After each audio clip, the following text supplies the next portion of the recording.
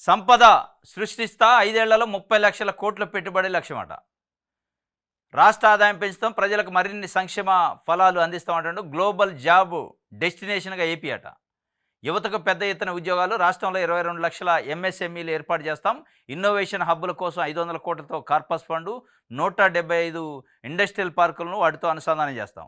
3 agency జిల్లాలను organic జోన్స్గా ప్రకటిస్తాం. గత ప్రభుత్వం పరిశ్రమలను నిర్లక్ష్యం చేసింది. అసెంబ్లీలో సీఎం చంద్రబాబు నిన్న చెప్పిండు సంపద సృష్టిస్తా అంటుండు.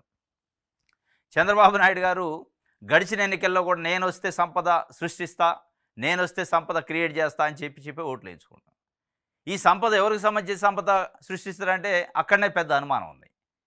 అంటే ప్రజలకి రాష్ట్రంలో ఉన్న 5 కోట్ల మంది ప్రజల సంపద సృష్టిస్తారా ప్రజలకి?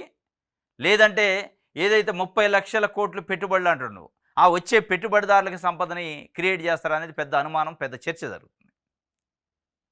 అంటే ప్రభుత్వాలు సంపద సృష్టిస్తాం, మేము పెట్టుబడులు తెస్తాం, 30 లక్షల కోట్లు తెస్తాం అని ఒక ఆయన, 20 లక్షల కోట్లు తెస్తాం అని ఒక ఆయన, ఇంకొక ఆయన అయితే 50 లక్షల కోట్లు తెస్తాం అంటాడు. ఈ లక్షల కోట్లు తెచ్చేటోడు, లక్షల కోట్లు పెట్టేటోడు వాళ్ళ సంపదని పెంచుకోవడానికి చూస్తాడు, వాళ్ళ సంపదని సృష్టించుకోవడానికి చూస్తాడు తప్ప ప్రజలకి సంపద కోసం చూడు. మరి ఏ రకంగా సంపద నేను సృష్టిస్తా అంటే ఉద్యోగాలు, బండ్రోతు ఉద్యోగాలు, వాళ్ళ కంపెనీలలో పనిచేసే ఉద్యోగాలు అయితే సంపద అవుతుంది. అది సంపద అంటే ఏంది? ఇప్పుడు మీలాగా హెరిటేజ్ కంపెనీలు, మీలాగా పెద్ద పెద్ద మల్టీనేషనల్ కంపెనీలు కుటుంబ సభ్యులకు ఉండి మీరు రాజకీయాలు చేస్తే అది సంపద అంటారు. హైదరాబాద్లో బంగ్లాలు, అమరావతిలో బంగ్లాలు, విజయవాడలో బంగ్లాలు, ఎక్కడ ఉంటే అక్కడ బంగ్లాలు, కార్లు, ఇంట్లో ఎంతమంది ఉంటే అంతమందికి లగ్జరీ కార్లు, విమానాల ప్రయాణాలు, ఎక్కడ పడితే అక్కడ ఫామ్ హౌజులు, ఇవి ఉంటే సంపద అంటారు. ఈ సంపద జనాలకు ఎప్పుడు వస్తుంది? మీకంటే బడా బడా కంపెనీలు ఉన్నాయి, రాజకీయాలను అడ్డం పెట్టుకొని రాజకీయ నాయకులు కంపెనీలు పెట్టారు, వ్యాపారాలు చేశారు, పెట్టుబడిదారులను పట్టుకొస్తారు, అందులో కమిషన్లు, రకరకాల సవాలక్ష కథలు ఉంటాయి. 30 లక్షల కోట్ల పెట్టుబడి తెస్తాడట, సంపద సృష్టిస్తాడట. ఈ 30 లక్షల కోట్ల పెట్టుబడి వస్తుందంటే ప్రజలకు సంపద రాదు. ఎవడైతే ఆ 30 లక్షలు పెట్టడానికి ఏడు వస్తాడో వాడిని 60 లక్షల కోట్ల తీసుకుపోతారు, వాని సంపదని పెంచుతారు. ఇది ఏ ప్రభుత్వం ఉన్నా, ఏ పార్టీ ఉన్నా ఇదే కథ. నేను తెస్తా అంటాడు కదా చంద్రబాబు నాయుడు గారు. విజన్ ఉన్న నాయకుడు అంటే ఎవరి కోసం ఆ విజన్ ఉపయోగపడుతుంది? ఎలా, ఏ వ్యవస్థల కోసం, ఏ వ్యక్తుల కోసం ఉపయోగపడుతుంది? ప్రైవేటు పెట్టుబడిదారుల కోసం, ప్రైవేటు వ్యక్తుల కోసం ఇలా మీ విజన్ ఉపయోగపడుతుంది. వాళ్ళ సంపదని క్రియేట్ చేయడానికి, సంపదని సృష్టించడానికి మీ మాటలు, మీ విజన్ ఉపయోగపడుతుంది.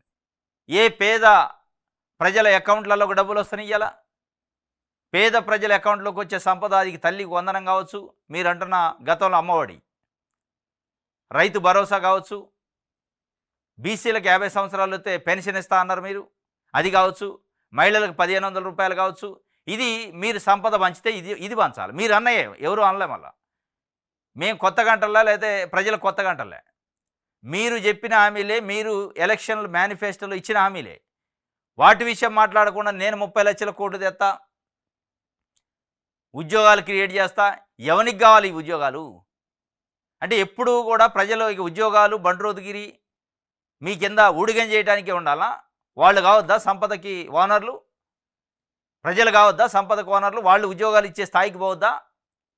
అసలు ఆ సిచ్యువేషన్ కానీ, ఆ యాటిట్యూడ్ కానీ, ఆ యాంగిల్ ఆలోచించట్లే ప్రభుత్వం. లేస్తే నేను పెట్టుబడి తెస్తా, సంపద సృష్టిస్తా, ఉద్యోగాలు ఇప్పిస్తా అంటే ఏ కాడికి వాళ్ళ కింద ఊడిగం చేసే ఉద్యోగాలే చేయాలి తప్ప, ఎవరైతే మన రాష్ట్రంలోనే యువత, చదువుకున్న యువత ఉద్యోగాలు ఇచ్చే స్థాయికి పోవాలి, సంపదని సృష్టించే స్థాయికి పోవాలి, కంపెనీలకు ఓనర్లు కావాలి, పారిశ్రామికవేత్తలు కావాలి అనే యాంగిల్ లేదు. ఎక్కడనో ఉన్న సూటు బూటు తీసుకున్న పట్టుకొచ్చి వాడి కింద మీరు ఊడిగం చేయండి, నేను ఉద్యోగాలు ఇప్పిస్తా, వాడిని పెట్టుబడులు పెట్టిస్తా అంటాడు. ఏంది దీని అనుకున్న మతలబు? ఆ పెట్టుబడిదారులకి, పెట్టుబడి పెట్టేటోడికి ఇక్కడ లాభం కావాలి. వీళ్ళకేం కావాలా? వాడు వచ్చాడు పెట్టుబడి పెట్టాలి, నేను ఉద్యోగాలు ఇప్పించడానికి క్రెడిట్ దక్కాలి, దీని వెనక మళ్ళా బ్యాక్ డోర్ వ్యవహారాలు జరగాల. ఇది ఇలా ప్రభుత్వాల ముందున్న లక్ష్యం. దాన్నే చంద్రబాబు నాయుడు గారు నేను ఆదాయం పెంచుతా అంటున్నాను. ఆడ టికానాలు జీతాలు ఇవ్వడానికి ఆదాయం పెంచుతారట.